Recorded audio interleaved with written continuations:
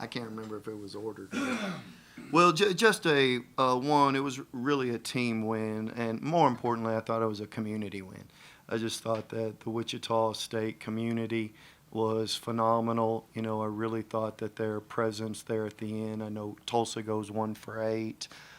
They're late, and really attribute some of that to just who our people are and how much they support basketball. We can still, I was sitting there thinking, I'm like, with 7,600 in here, I was like, we can still fit 3,000 more in here. So next Saturday when we honor Mike Kennedy, we need to have this place at 10-6 in order to honor everything that he's done. But there's just a lot of pluses here. It'd probably take me way too long in order to acknowledge. But, Karan Boyd plays 38 minutes the other night, gets 1 rebound, and he's probably heard about it 50 times in the last 48 hours. He got a rebound at practice yesterday, and I said, that's your second rebound in 48 hours. And you could tell, like, he was amped to prove himself. I know he had 2 rebounds at the half, but for him to finish with 6, I thought the stop on Tylen was, he did a really good job. And then he just makes those, I think he finishes with the last 5, if I'm not mistaken, and just makes all the plays late. For Will Berg, I just thought he was so assertive, right, to draw 9 fouls and to not commit any. And he was just in there, had a presence, and we were able, what I really like about this game is, 1, we out-rebounded them by 6, but 2, you can play a game where you only shoot 14% from 3 and still win. And, we were, when we dominate paint points, 52-26, and we'll defend and defend without fouling, we have an opportunity. I knew we were good, and you need to be in the conversation for those top 2 seeds, just knowing what's at stake in the conference tournament. So just really happy for our guys, and I thought it was a total team effort.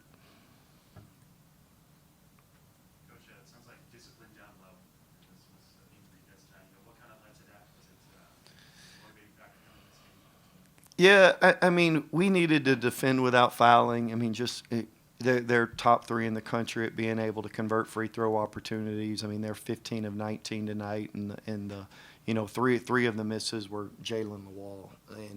And so we needed to go down there. You don't really get KB in a whole lot of foul trouble. We usually set him with 2 just because I understand just his value there in the second half. But, Tylen Riley is a really, really tough cover. And then you had Miles Barnstable going 4 for 4 from 3, and we were able to get there. Mike did a really good job there late. But we needed to do a much better job. They were getting to the paint way too easy when we played them the first time. And then defensively, they were just eating us up on back cuts. And they were getting too many paint points out of that. So they tested schematically how we were defending it early.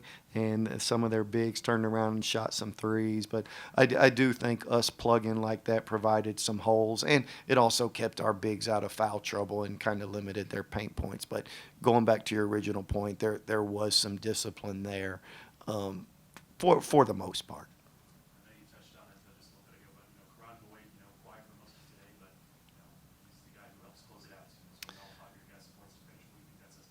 Yeah, like when he takes that 3 over there on the right wing, and you're like, okay, young fella, like that's some serious swag, and you want guys to have that. So, again, what Karan Boyd does, I don't think that it necessarily shows up in the stat sheet. Just it's a pretty clean game for us. 6 turnovers. He has half of them. He has 3, and you could just see the look on his face. I told the guys, like, it felt a little bit like the other night, South Florida. We lead that game for 30 minutes of it. We lose it in the last 8. And I felt like this. I was just like, if this thing goes to the 10th round, the last media, I'm like, we will find a way. And I told the guys, we've always responded all year. This won't be any different. And I knew how desperate they were, too, just having dropped their last 2. And so I just knew that this was going to be a good game. And, again, what put us over the top was Shocker Nation. I was going to ask you kind of expand on that, just the difference that a full house makes in those last 4 minutes. Yeah, I mean, it's a program. I've told you this before. When I came here, I had a romantic view of Shocker basketball, and because I'd only been in here when there was 10-6, and just didn't realize that all the things that have come into play in order to kind of, make attendance not what it used to be, and we get it. There's a variety of factors that are in play, but you've heard me say this 500 times. I go back to Truett Cathy's quote about should Chick-fil-A get bigger? And he says, guys, if we'll get better, the market will demand that we get bigger. I just knew that we needed to get better. And if we get better, the people in the community will show up. And I know we had 8,200 last year when we played K-State here, but this felt like 2,000 more people. And I was trying to relay some signals to Dylan Batee and couldn't get him across, and couldn't even use hand signals because he's locked in on his job and anybody else is unable to communicate. But again, this is such a special place. And I've experienced it in the opponent's locker room, and had a feel for that tonight. And it's our responsibility to be good enough in order I tell our guys this: the people are not here to move us; we're here to move them. And that happens through inspired basketball play. So we can't turn around and be moved by others. We need to move them, and that's by showing up every day and handling the responsibilities. And again, I thought they put us over the top. And you think back to, all those times you guys are on the wave, on that comeback, and, get it all the way back, and like the 5-second call, and it's just like, and then they score at the other end, just like the resilience of this group, to keep coming. What'd you make of that? Was necessary. I mean, if you'd have been in our film session earlier today, it was on resilience, right? The film session, we went over some things schematically, but we talked more about our fight, right? I mean, there's ebbs and flows in a game. I thought the 5-second call was a little quick, but there's ebbs and flows during a basketball game that happen. You have to have the resolve, though, to do the next right thing. I say this, to our players a lot, that we're here to do the tough thing. And tough means I can do the right thing when it's hard to do the right thing. Anybody can do the right thing when it's easy.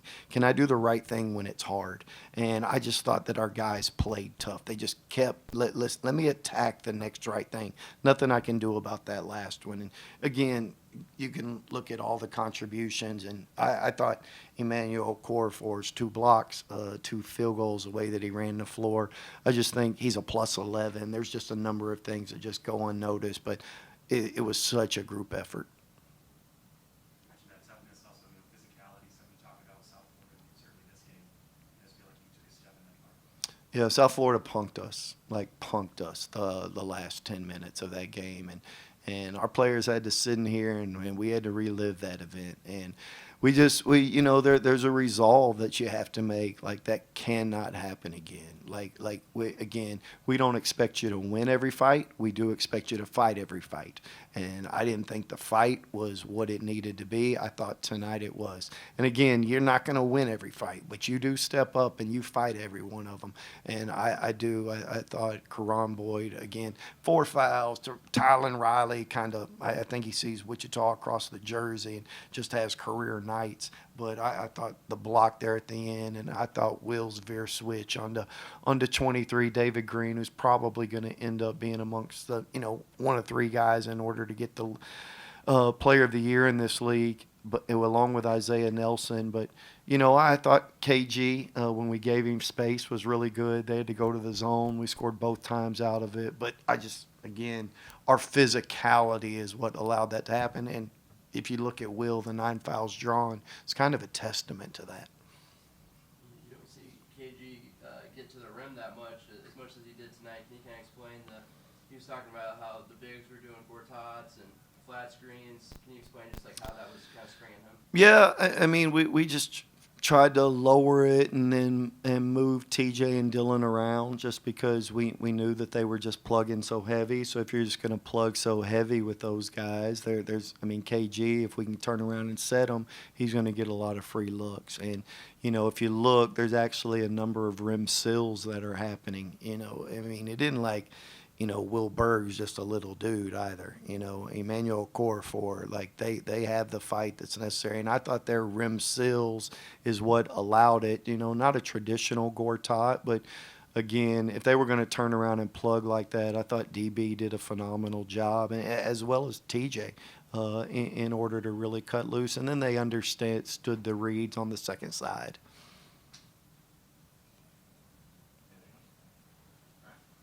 Thank you, guys.